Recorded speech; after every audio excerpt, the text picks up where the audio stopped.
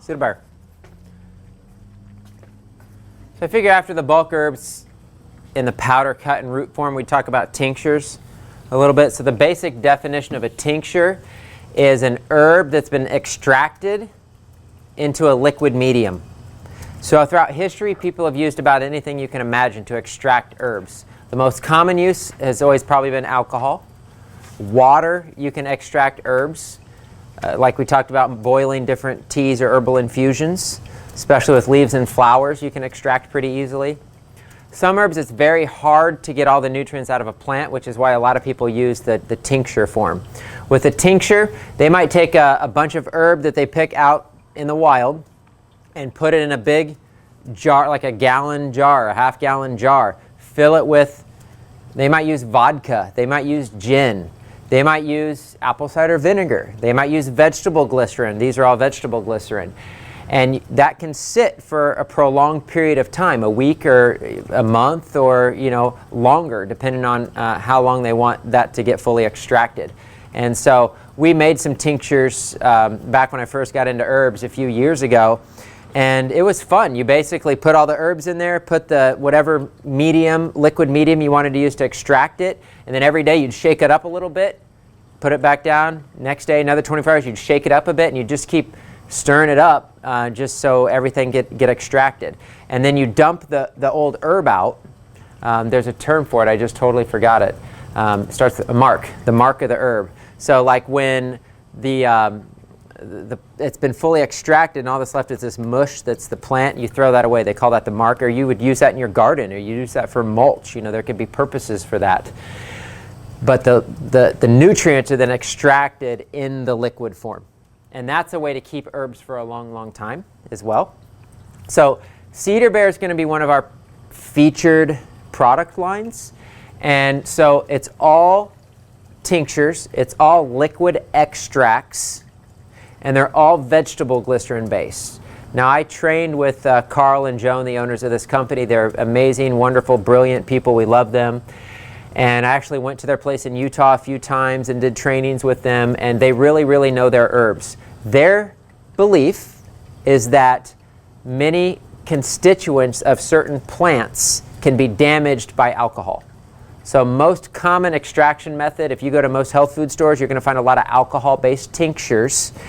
And although those are fine and they've been used for thousands of years and they've helped lots of people, their belief is, well, there's certain parts, or we call constituents of the plant, that are damaged by the alcohol. You're not getting the full benefit of the plant. We want you to get the full benefit of the plant.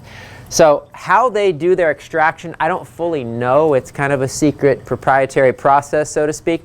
But they actually go through a multi-step process where they use water and vegetable glycerin, and I don't know what other mediums to use in a process that they would fully extract everything out of the plant. In other words, if you just put an herb in water, you might get a few things out of that herb, but you're not going to get everything out of that herb. There's things still trapped in that plant that you're not going to get unless you extract it with something that might be stronger, like maybe vegetable glycerin or maybe alcohol.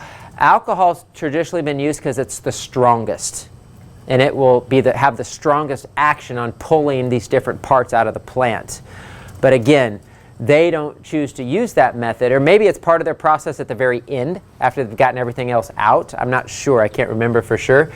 But the medium in which the delivery system in which they use these is always vegetable glycerin. So everything's vegetable glycerin based. The cool thing about vegetable glycerin is it tastes good. Vegetable glycerin is sweet by nature. So adults, children, your dog, nobody's going to have problem taking these tinctures. Now some are going to taste pretty crazy because herbs can be powerful. Tongkat Ali, which is this guy right here, used for testosterone and hormone production. It knows to increase testosterone production in men by 4 times. A lot of bodybuilders use this. This thing tastes horrific, at least to me, but even in vegetable glycerin. But most herbs in vegetable glycerin are going to taste pretty good because it's naturally sweet. People like to use liquid herbs, and I really want to promote liquid herbs because I think it's a better way to get a bang for your buck. It's a better way to deliver it into your body. We know if we put a liquid like this under our tongue, it'll literally go right into our bloodstream. One of my favorite herbs is holy basil. Holy basil we use all the time for stress, anxiety, panic attacks, just people who feel they need to calm and relax. If you, yeah, hand it over, right. So if you put this under your tongue, what I always tell people when I give them holy basil is holy basil works. It works for every single person who takes it. So in other words, if you take a dropper and put it under your tongue and you don't feel anything, it just means you need more because maybe you're really stressed. Most people, 1 or 2 droppers of this, they're like, wow, I feel good. Like, I feel relaxed. That's good. But some people might need more, and you might need it multiple times throughout the day.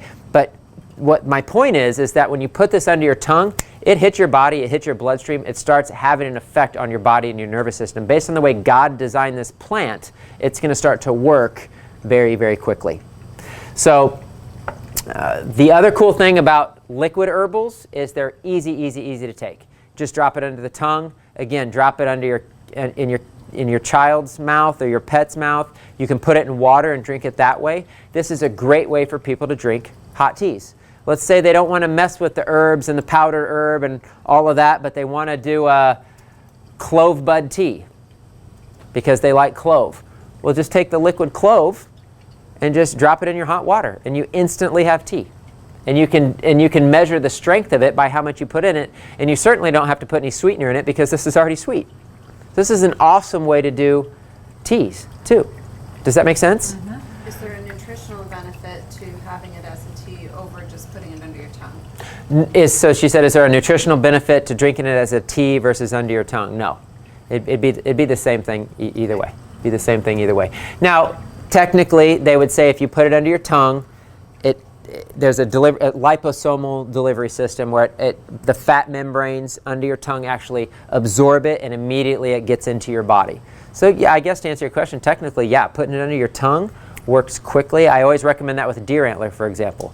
Goes under your tongue, goes right into your muscles, your nervous system, your bloodstream very, very quickly, as opposed to drinking something or taking a pill that has to go through that whole process of digestion. You kind of bypass that when you put it under your tongue and let it absorb into your system. So this is a really good delivery system for that. I'm trying to think of what else I can tell you about Cedar Bear. We have over 90 single herbs. So we have 127 bulk herbs, and we have 90 single herbs in liquid form. So somebody comes in and they want Chancropiedra, they want cinnamon, they want Garcinia, they want garlic, they want hawthorn berry, they want licorice root, and they just want that one. Great. Some people will buy 5 or 6 of these because they got their own formulas that they're doing in their tea. They want a little licorice root and a little Rehmannia and a little ashwagandha, and they just pop all those in, and that's how they get their nutrition, or that's their medicine. So we want to encourage that because these are awesome. And these are so pure and so clean, you'll be blown away at how these taste. They were really cool. When I did this order, they sent us 15 free samples. And I have them. And maybe when we're done with this, if you guys want, we'll try a few drops of a few of them. If you know your plant, now some of these are going to be cinnamon and things everybody knows. But if you know your plant, when you taste these, you'll be shocked. I mean, because you can literally, the taste just jumps out at you because they're so pure. It's such a pure extraction. You do an alcohol tincture, it might not have much of a taste or have kind of a funky taste, or you don't even know the quality of it. You will taste how good these are, the quality of the herb. And so, yeah, I really want to promote this line. So we got the 90 single herbs, 1 ounce and 2 ounces. I brought in 2-ounce bottles of the ones that I think are super popular. We have clove bud is a 2-ounce. Chancropiedra in Spanish means stone breaker. So that's used a lot of times for kidney stones, gallstones. Elderberry, hugely popular for colds, flus, viruses. We got graviola, which is an Amazonian herb that's been used forever for cancer, and it's well known for that. So a lot of people will buy graviola. Holy basil, just because it's like my favorite herb ever. Lemon balm, second to holy basil to me. #1 herb used in Europe for everything you could possibly imagine. Whether it's weight loss or depression and mood, this is huge. Stress and anxiety, lemon balm. It's also known as Melissa. They use this for everything in Europe. We went on our honeymoon in Europe, and we went to Italy, Croatia. It didn't matter where we went to. We went into the store, and they had herbs. They had lemon balm everything. Lemon balm soap, lemon balm shampoo, lemon balm tinctures. Everything was lemon balm. So this is a really awesome plant. We grow this in our garden and use the leaves to make tea. It tastes lemony. The other 2 ounces we have is olive leaf, very popular for colds, flus, antiviral. Reishi mushroom, the medicinal mushrooms, are very powerful. Suma root. Suma root actually increases bone marrow production, which is critical for your immune system. So for your immune system, the white blood cell production actually starts in your bone marrow, and that's where it's distributed to the rest of the body to get trained, whether it's a T cell coming out of the thymus or to the liver to serve a different function. It all starts, and if you've heard of bone marrow cancer, right, that's a big deal. So if people are having trouble in their blood work with producing enough white blood cells, you want something to produce and increase white blood cell production, especially in their bone marrow, suma root. There's other things, but that's a good one. And then Tongkat Ali. So those are the 2 ounces we have. And then they have formulas. And so they have all kinds of formulas for different things. They have an adrenal formula and a thyroid formula. And those are kind of cross-merchandise with the rest of the product. So, so again, this is kind of foundational things. We got bulk herbs. We got tincture, liquid herbals, we call them. And these are just your one-offs. So just people want to buy that single herb. And we're also going to have, just real quick, we're going to have capsules too. We're going to have single herb capsules of a variety of different herbs. So however people want to take their herbs, we got the bulk, we got the liquid tinctures, and we got them in capsules as well. So any questions about cedar bear, tinctures, liquid herbals, how to take them, how to use them? Yes? When we have them put them, when we direct them to put it under their tongue, do they 5 seconds? Does it matter? Just under your tongue, swallow it right away. Does it matter if it holds? That's a good question. If you keep it in there, like a previous naturopath that I went to, he said that ideally it's 10 seconds. I didn't know if it matters at all with them being so pure. Yeah, I mean, yeah, if you put it under your tongue, the longer you hold it under your tongue, the quicker it's going to deliver into your body. Regardless, your body's going to get it, your system's going to get it. It's really not that big of a deal to me. Now, I'm sure people would have different opinions. In general, when I drop something under my tongue, I'll do 10 to 30 seconds probably, just depending. Deer antler, I've just always been told hold it under your tongue, so I kind of always do that. I know, that's what I was. But a lot of these other ones, I will just drop it in hot water or just water and just drink it. Or our daughter, our 2-year-old daughter, she loves it. I mean, it's time for your medicine. She's like, wee! I mean, if kids love their medicine, not that nasty over-the-counter stuff, right? I mean, who wants to drink that stuff? Plus, we know that stuff is toxic. A lot of that stuff, I don't know if you guys know how much cold, flu type of things have been pulled off the market because they're toxic to children. Children have been damaged by these things that have been on the market for 10, 20, 30 years. That doesn't happen with these herbs. So much better way to treat your children. So any other questions on herbal tinctures? Yes? What is vegetable glycerin? What is vegetable glycerin? I don't know if I have an exact answer for you. I want to say vegetable glycerin, it's from a plant. It's a vegetable source, but I don't know what plant exactly. So it's produced somehow. My guess, I could call Cedar Bear and ask them, my guess, from what I remember, is that it would be like organic, non-GMO corn. I'm pretty sure vegetable glycerin is extracted from corn. I could be wrong. So it's just a part of a plant, like fiber. Yes, it's extracted from a plant. Yep. My other question is, I know we looked at this last night. What if somebody comes up and says, "Are these organic?" Because people are into organic. What would you Yes, if people say, are these organic, the answer is no. And so I'm glad that's a perfect question to ask because people are into organic. People just think that. And it's okay to be into organic because organic has certain quality standards in a world today that doesn't have a lot of standards, especially in our food industry and our herbs. Herbs don't have to be organic. Okay, what my big thing is that I know and I trust the source. And I know these people. I know their heart. I know how passionate they are about herbs, and I know their stuff works. I know that's helped thousands and thousands of people. I know they only get the best quality herbs, period. Now, any company who claims that everything they get is organic all the time, either they have unbelievable standards and they run out of stuff a lot, or that doesn't really happen, because it changes. Herbs, maca just went from $10 a pound to $30 a pound because of supply and demand. So growing seasons, supply and demand, there's all kinds of reasons that herbs may or may not be available. That's one of the things about working with natural herbs and natural medicines. But in my opinion, they don't all have to be organic. Now, all our bulk herbs are organic or wildcrafted because we have multiple sources that we can get them from, organic or wildcrafted. But these are guaranteed kosher certified. They're gluten-free. They have a whole, they follow general good manufacturing standard practices. They're totally in line with all and every regulation that the FDA has related to liquid herbal tinctures. These guys follow the book when it comes to quality and accordance, with regulations, more than any company I've ever seen in any company that we work with. I mean, I think they have the highest quality standards of any company.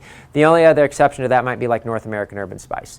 Their stuff I trust explicitly as well. But Cedar Bear, yes, it's not going to say organic on it, but in my opinion, it doesn't have to be, because I know the quality, and I know that it's the best of the best.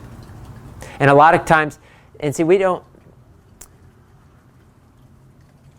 I'm just saying this because it's true, and we don't know all the time what herbs companies are using, what are the standards. Somebody can put something in a bottle and say it's organic. How do we know?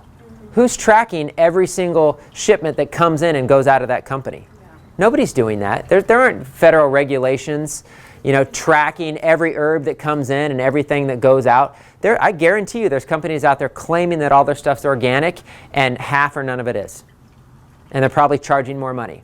So you want to know the person and the company and the heart behind what they're doing, and it better work. It almost shows their integrity that they're not labeling it organic, because Yeah. they're willing to get high quality but not always pretty perfect. Right. In a way, if you always get organic, you're almost compromising your quality, because they're not always guaranteed what you're going to get. And let's say you find something that's a wild-crafted source. So let's say there's a farmer growing maca root in Peru that you get access to. Is his farm certified organic? No. Is it the best maca on the planet? It could be. Right? So it's going to be interesting just, educating our clientele about that. Because we have to just change their minds. I mean, we're so focused on, when you go to the grocery store, don't buy conventional food because half of it's sprayed in GMO. But it comes in this kind of atmosphere, it's a little bit different, because we're talking about foods that are coming from all over the world. The bottom line to me is know your source. Know your source, know your source, know your source. And see, that's the issue when you walk into a lot of other health food stores or the bigger stores. There's all the good mixed with all the bad. You got 12 different things that say olive leaf on it. How do you have any clue what a good company is or what a good quality is? You don't. I don't want 12 olive leaves. I want 2 that I know are the best from having done this for 10 years and researched it. So that's the standard that we want to have, is that we want, we have 3 kinds of vitamin C. I mean, most health food stores are going to have 10 to 40 different kinds of vitamin C. You don't need that. You need 3 of the best. That's what's going to work. So, any other questions on tinctures? Cool. You guys doing okay? Mm-hmm. We haven't even gotten